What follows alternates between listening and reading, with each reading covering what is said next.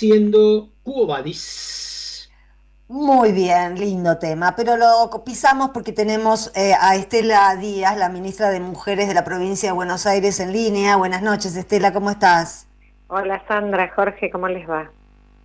Bien, nos va Bueno, bien. Yo recién estuve hablando en el editorial de muchas cosas que pasaron hoy, pero una de las cosas que dije que después íbamos a profundizar un poco más es, bueno, esto que nos tiene azorados a todos por la crueldad, por el modo en que fue hecho el doble femicidio de Córdoba y porque además, bueno, la pertenencia de este femicida a una organización que hace años que viene, bueno, son los que empezaron con lo de feminazis. Mirá quiénes eran los nazis al final.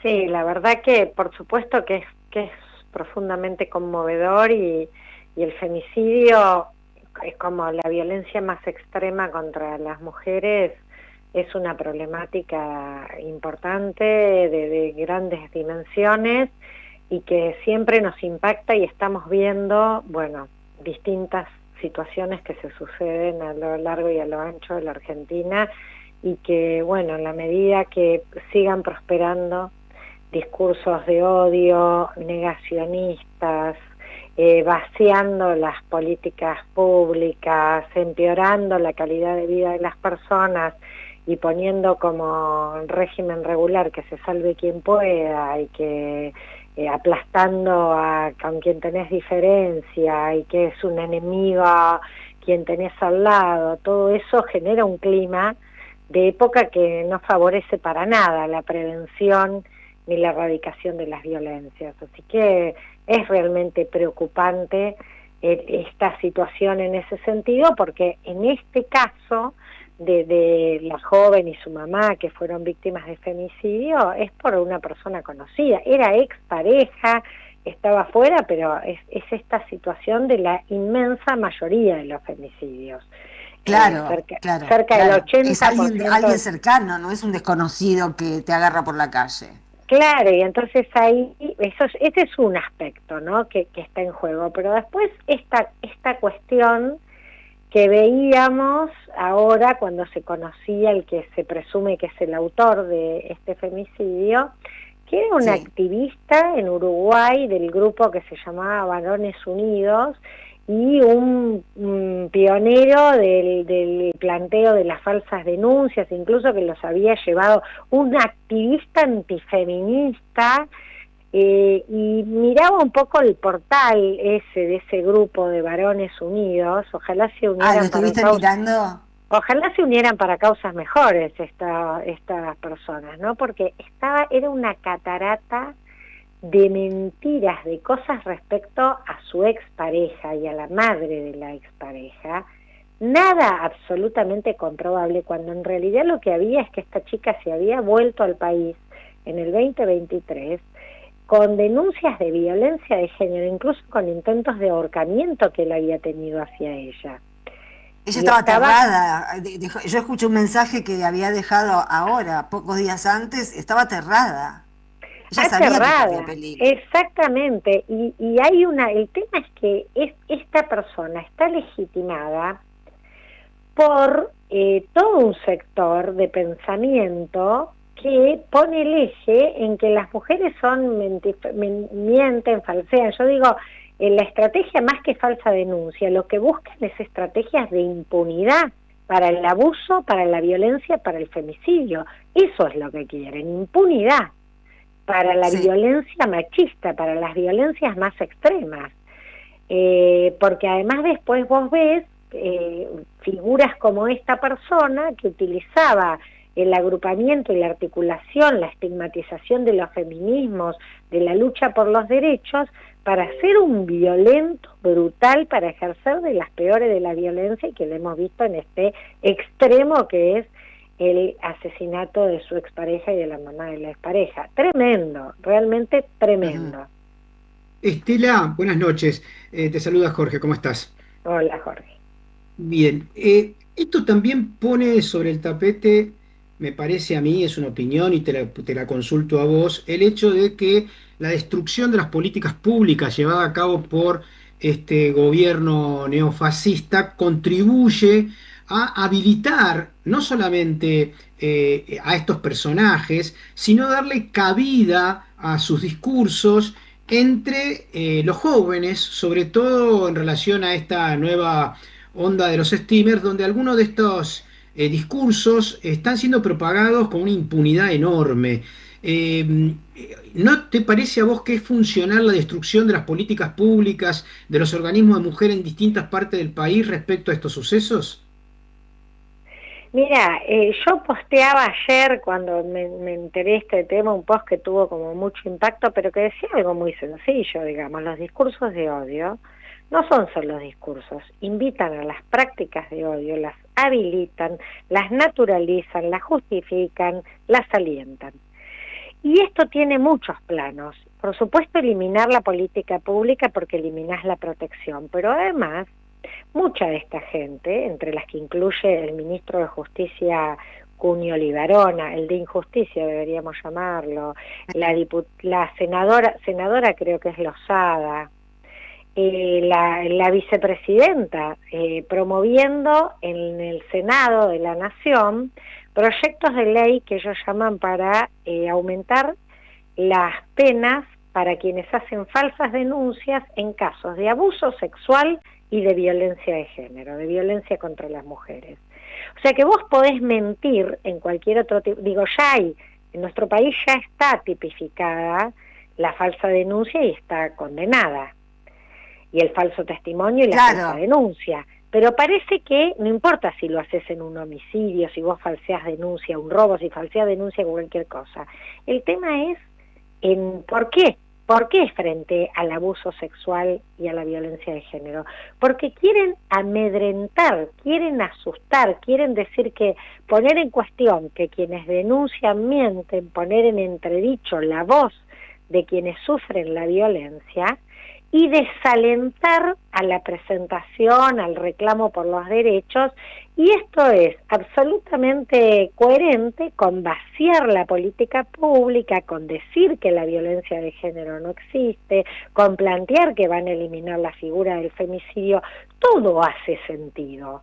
Todo junto hace sentido a esta idea de construir impunidad para el machismo, para la violencia simbólica, material y concreta, porque digo, esto también contribuye a un clima de época que se traduce en otros campos en gasear a los jubilados y las jubiladas en la plaza, en denostar a las personas con discapacidad, en poner en cuestión a los científicos y las científicas, es recortar Estado de Derecho. Eso es lo que hace sistemáticamente y de manera coherente los libertarios y todos sus pensadores, sus núcleos de pensadores que necesitan un ambiente, ¿no?, de hostilidad, de odio, de desconfianza entre las personas y de creciente autoritarismo y violencia.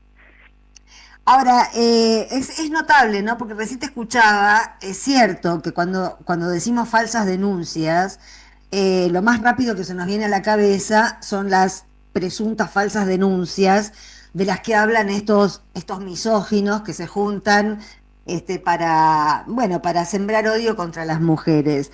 Pero también es curioso que hablar de falsa denuncia hoy, también implica negar las denuncias por narcotráfico, por campañas sucias, implica tener toda denuncia de falsedad, toda denuncia contra cualquier tipo de corrupción, que son múltiples las formas de corrupción de este gobierno.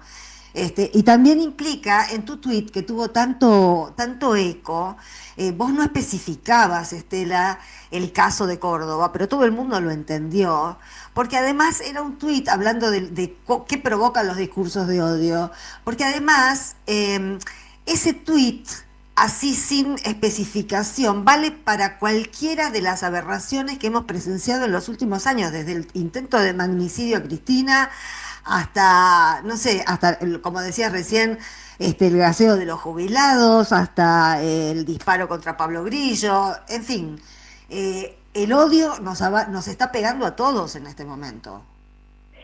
Sí, además vos imaginate que que es consistente para esa operación que quieren hacer, porque para el propio presidente de la Nación, Esper es un gladiador, ¿no? Como dijo una persona, alguien que financiado, severamente demostrado que está sido financiado por una persona vinculada al lavado y al narcotráfico, y para el presidente de la Nación ese es un gladiador, alguien que decía además bala directo, ¿no? Bala, Sí, bala, para cárcel o los, bala.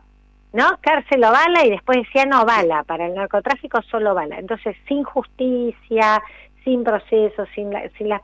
Bueno, es como un mundo al revés que nos quieren plantear todo el Exactamente. tiempo, y esto tiene impacto en las vidas cotidianas muy negativo. Una dice las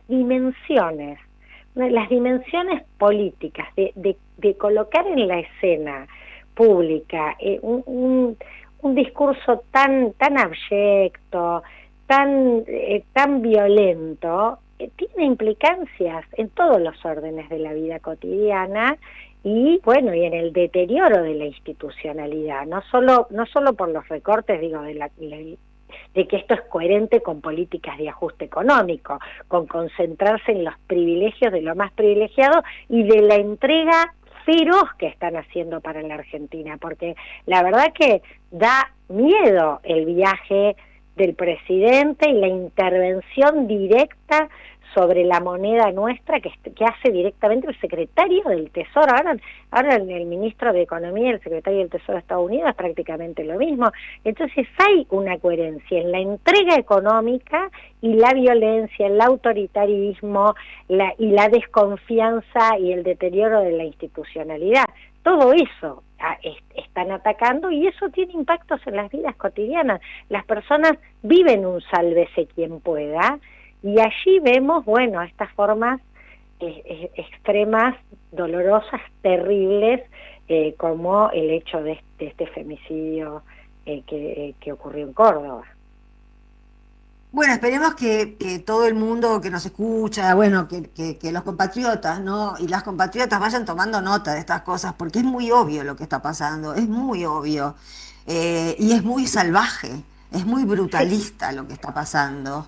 Sí, a ver, en la provincia de Buenos Aires lo hemos podido ver, digo, porque además, bueno, digo, tuvimos elecciones el 7 de septiembre y el pueblo de la provincia, nosotras lo vemos en general en nuestro trabajo porque siempre, como dice Axel, a nosotros nos piden más Estado, no menos, nos piden Claro, mejor, más calidad, más eficiente, entonces que haya más seguridad, que haya más educación, más salud, espacios para inclusión, para atender a nuestros pibes, a nuestras pibas con los temas de consumo, de salud mental. Nos piden más Estado la gente y de claro. hecho cuando hubo que votar el 7 de septiembre dijeron no, fue contundente el rechazo a esto. Digo, esperemos que sigamos en ese camino el 26 de octubre y que podamos seguir el camino de reconstrucción de un proyecto que tiene que convocar a amplias mayorías, porque la reconstrucción de la Argentina va a ser muy difícil Muy difícil, realmente. sí, muy difícil. Además están haciendo todo así porque este, quieren dejar un caballo de Troya, ¿no? Para que este país no pueda remontar más. Así que Campo minado, diría, ¿no? Dejan campo minado. Sí, y lo hemos vivido muchas veces, y el proceso de la deuda, leía en alguna de las notas que uno veía estos días, es como son parte de las guerras, ¿no? No necesitan, Jorge Tayana lo decía en una entrevista, no necesitan ocupaciones militares ni golpes militares, digamos, las deudas terminan teniendo esa función también. Y en la Argentina lo hemos vivido, las crisis de deuda son crisis que nos generan dependencias y condicionamientos muy fuertes. Esas deudas tienen un correlato, la deuda del país con la deuda de las empresas y de las familias.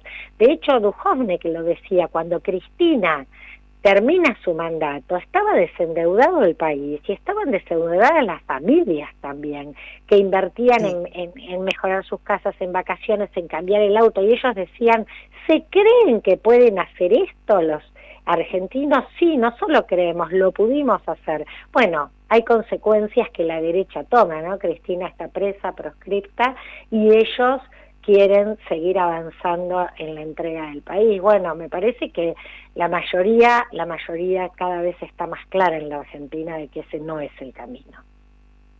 Bueno, esperemos que en las urnas eso sea lo que digan. Gracias, Estela Díaz. Bueno, un fuerte abrazo para ustedes.